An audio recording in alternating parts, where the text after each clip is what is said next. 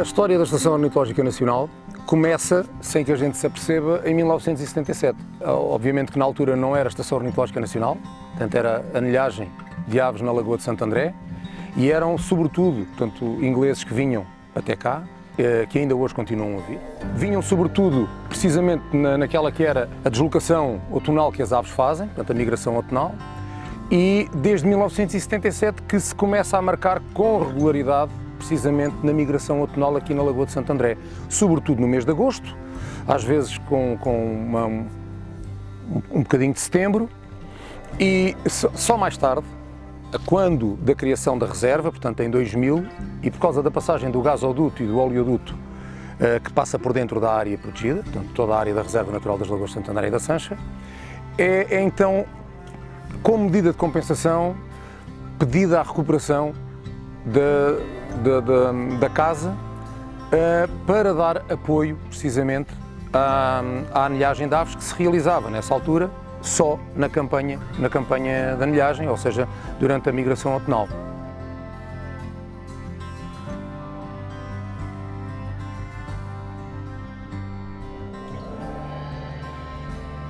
Era concentrar num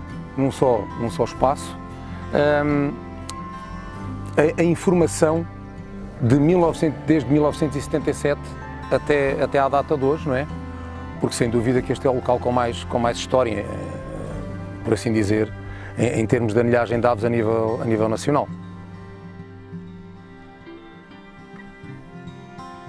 A anilhagem científica de aves consiste num processo de marcação individual com uma anilha metálica, que é colocada em cada indivíduo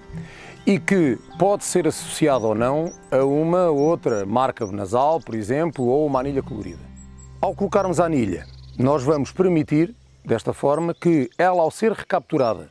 numa outra altura qualquer ou por um outro qualquer anilhador, seja em território nacional ou no estrangeiro, não só fica registada, de certa forma, o local onde é feita a recaptura, como também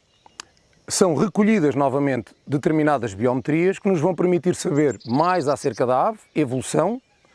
de determinado indivíduo ou determinada população. Serve também, muitas das vezes, para nós conseguirmos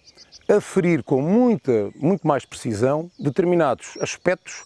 que visam à conservação de determinados habitats que são importantes para as aves.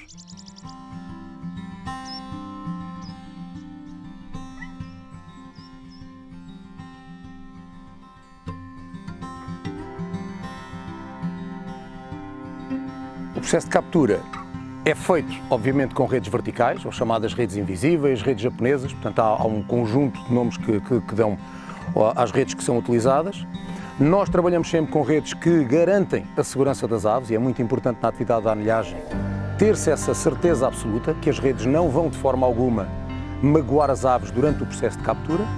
e essas redes podem ser das mais diversas formas. Nós podemos encomendar redes com determinados tamanhos, não é? Determinados diâmetro de rede.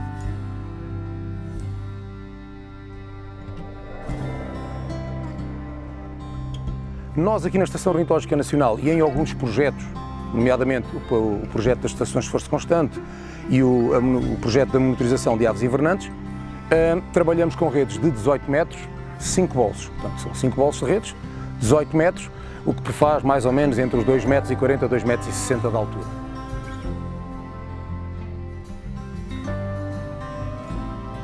Portanto, o processo de extração das aves é aquele que é o processo mais complicado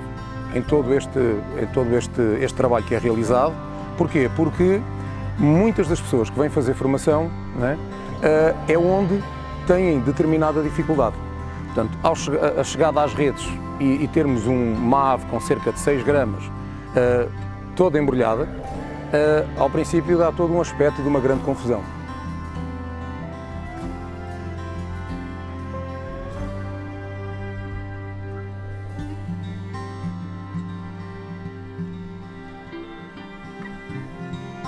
Aqui na Estação Ornitológica Nacional nós anilhamos praticamente o ano todo, portanto, dentro daquilo que são os mais diversos projetos que são, de certa forma, não só geridos pelo ICNF, mas também pela APA, por exemplo, a Associação Portuguesa de Anilhadores de Aves. Nós, basicamente, todo o ano estamos a anilhar. Portanto, obviamente que se iniciarmos o ano, eu costumo dizer que o ano, para mim, inicia sempre na primavera, portanto, no chamado projeto das estações de esforço constante, em que visa fazermos 12 sessões de anilhagem durante o período de março a julho. Depois, em julho, assim que acaba esse projeto das estações de esforço constante, começamos a marcar as aves que estão na migração outonal, e é um esforço de captura que nós fazemos durante 90 dias, portanto são 90 dias sempre sem parar a anilhar, e quando acabamos esse esforço de captura a 15 de outubro, um mês depois começa, portanto, a monitorização das aves invernantes, que vai praticamente até ao início do PEC no ano seguinte, que são, portanto, também são 6 sessões que temos que efetuar durante esse projeto do MAI. Isso permite-nos, de certa forma, aqui na Estação Ornitológica Nacional, ter uma base grande para quem quer iniciar a atividade enquanto anilhador, porque tem, de certa forma, a facilidade de ter a possibilidade de anilhar, por exemplo, entre 100 a 120 dias por ano, o que é muito difícil qualquer outra estação, infelizmente, e digo mesmo, conseguir realizar. Portanto, nesse aspecto, eu penso que para quem estiver interessado em apostar em obter, por exemplo, a credencial de anilhagem, obviamente que aqui terá sempre maior possibilidade de anilhar.